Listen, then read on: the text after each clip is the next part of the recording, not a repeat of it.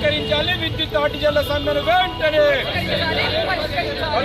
నశించాలి విద్యుత్ ఆర్టిజన్ల సమ్మె పట్ల రాష్ట్ర ప్రభుత్వం మొండి వైఖరి నశించాలి విద్యుత్ ఆర్టిజన్ల సమ్మె పట్ల రాష్ట్ర ప్రభుత్వం మొండి వైఖరి పరిష్కరించాలి విద్యుత్ ఆర్టిజన్ల సమ్మెను వెంటనే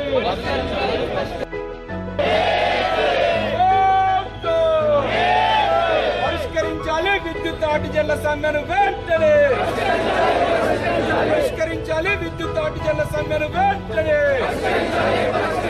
పరిష్కరించాలి విద్యుత్ ఆర్టిజన్ల సమ్మెను వెంటనే వెంటనే వర్ధిల్లాలి ఉద్యోగ కార్మికుల ఐక్యత వర్ధిల్లాలి ఉద్యోగ కార్మికుల ఐక్యత నశించాలి ఆర్టిజన్ల పట్ల రాష్ట్ర ప్రభుత్వం మొండి వైఖరి నశించాలి విద్యుత్ ఆర్టిజన్ల పట్ల రాష్ట్ర ప్రభుత్వం మొండి వైఖరి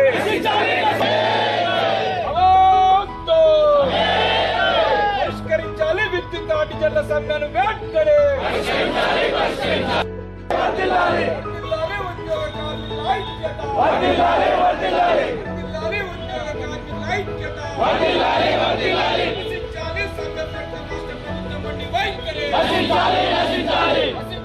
పర్మనెంట్ లేకుండా పనిచేస్తూ ప్రభుత్వానికి ఈ తెలంగాణ రాష్ట్రంలో ఉన్న 1,90,00,000 మంది వినియోగదారులకు సేవలు అందిస్తా ఉన్నారు.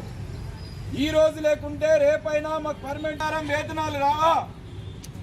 ఈ 51,000 ఉద్యోగులలో మేము 20,000 మంది మీ ఉద్యోగులం కాలేమా?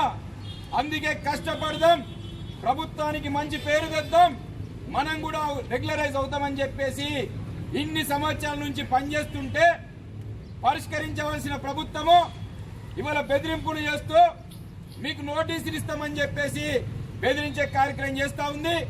ఇది సరైంది కాదు. ఇవాళ విద్యుత్ ఉద్యోగులు చేస్తున్న సమ్మె న్యాయమైన సమ్మె, పరిష్కరించవలసిన సమ్మె, మీరు జోక్యం చేసుకోవాల్సిన సమ్మె.